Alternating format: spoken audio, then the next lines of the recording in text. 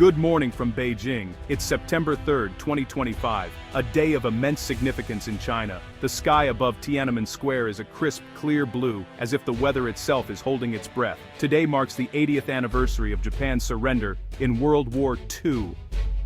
This is more than a remembrance. It's a powerful statement to the world. The ground trembles with the march of thousands of soldiers, the air charged with the promise of advanced military hardware. China's displaying its strength born from a history of struggle and sacrifice. The atmosphere is electric, a mix of solemn remembrance and fierce national pride.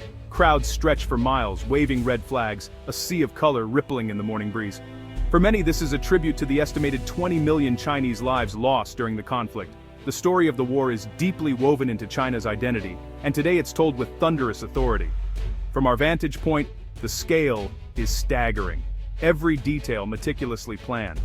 The polish on boots, the alignment of tanks, the roar of jets overhead, all speak to a nation organized and confident. This is China's moment to define its own history. The world is watching closely, leaders and diplomats are in attendance, and the guest list itself is a message. The parade is political theater, sending different signals to different audiences. For the Chinese people, it's a celebration of unity and strength.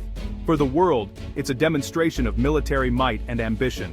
As the first formations begin their march down Chang'an Avenue, the world holds its breath. The dragon has awoken, and its roar echoes far beyond Beijing. This is not just a parade, it's a declaration.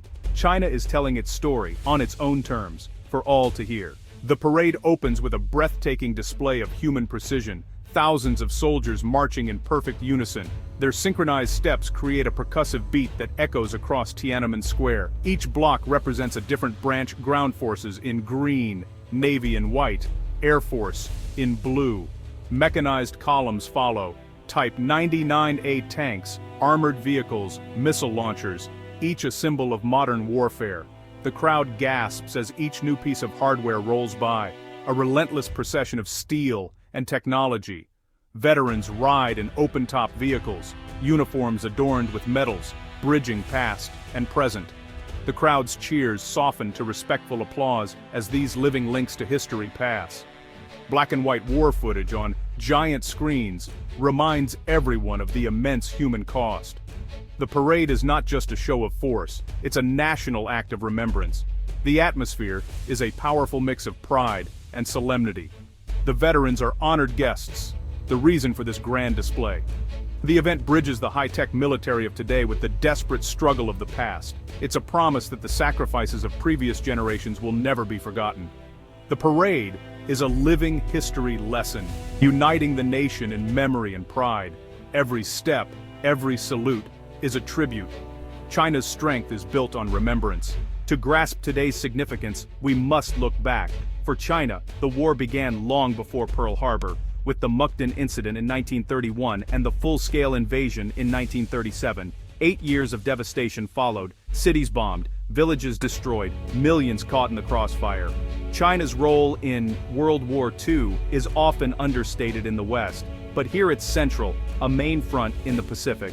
The resistance tied down hundreds of thousands of Japanese troops at a staggering cost. China suffered more casualties than any allied nation except the Soviet Union. Today's parade honors this history directly. Soldiers in homespun uniforms of the 8th Route and New 4th Armies march, a stark contrast to modern troops. This deliberate choice honors the spirit of resistance and sacrifice. The Nanjing massacre and other atrocities remain deeply sensitive topics, fueling historical grievance and shaping policy. The parade asserts China's version of history, a declaration that its suffering and resistance will not be forgotten. It's a powerful reminder of the origins of China's modern journey. The past is alive in every step. As the ground forces clear the avenue, all eyes turn skyward. The aerial display begins with helicopters flying in tight V formations, rotors thundering overhead. Fighter jets, J-10s, J-16s, scream across the sky, leaving white contrails. The highlight, the J-20 stealth fighters, symbols of China's aerospace ambitions, fly in tight formation. Their presence signals China's entry into the elite club of fifth-generation fighter producers. The H-6K bomber, capable of carrying nuclear cruise missiles, makes a slow, imposing pass, escorted by fighters. Airborne early warning planes, tankers, and transports follow, showcasing strategic reach. The airshow demonstrates not just defense, but the ability to project power far beyond China's borders. The August 1st aerobatic team paints the sky with the colors of the Chinese flag. A patriotic finale. The roar fades, replaced by thunderous applause. The flypast is a message of technological progress and military might. Each aircraft tells a story of modernization. The sky becomes a canvas for China's ambitions. The world cannot look away. On the gate of heavenly peace, China's president stands at the center, flanked by party and military leaders. His speech, broadcast nationwide, weaves themes of history, sacrifice, and national rejuvenation. He frames victory as the end of humiliation and the start of China's rise. The symbolism is powerful. Tiananmen Square, where the People's Republic was declared, links past and present. The message: the party led China to victory, out of poverty, and into a new era. Rituals, gun salutes, moments of silence frame the military display in remembrance. Strength is presented as a guarantee against future tragedy. The guest list, with allies present and many Western leaders absent, highlights global divisions. For China, the presence of friends signals growing influence. For the West, the parade's military focus is provocative. The event is both a celebration and a statement of intent. With the military parade over, the mood shifts. Civilian floats glide down the avenue, celebrating technology, culture, and economic success. The crowd's awe turns to joy. Singing, flag-waving, and celebration fill the square. People see their own lives reflected in the floats. Scientists, teachers, athletes, workers. It's a moment of collective pride and unity. For younger generations, this is a vivid affirmation of China's rise. The war's narrative, taught in schools, underpins this pride. The parade is a powerful educational tool, reinforcing the official story. Media coverage is tightly controlled, presenting a harmonious national image. In a vast, diverse country, such events build cohesion and shared identity. The parade unites people under one flag and one story. It's nation-building in motion.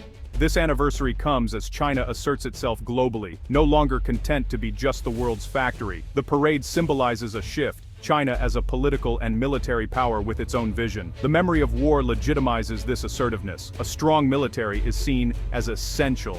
The leadership uses this moment to reinforce its narrative of national rejuvenation. The story: China was great, fell, suffered, and now rises again under party leadership. The parade educates a new generation, making history visceral and personal. Black and white images, elderly veterans, and stories of sacrifice instill a sense of responsibility.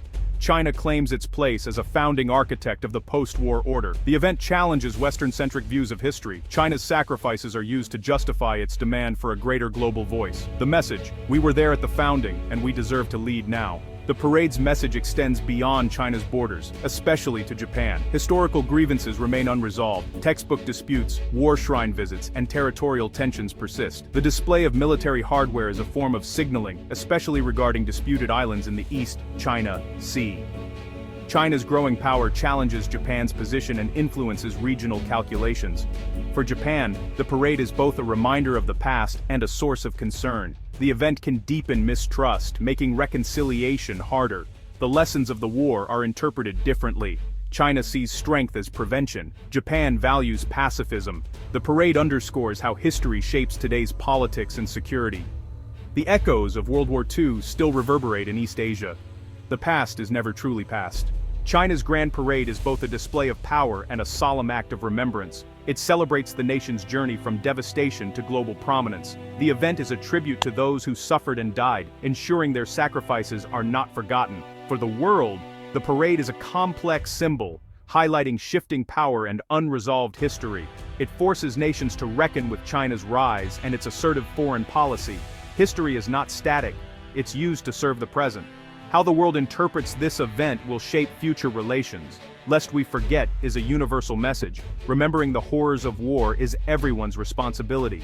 The hope: by remembering, we avoid repeating mistakes. The challenge: history can unite, but it can also divide. The world continues to watch and remember.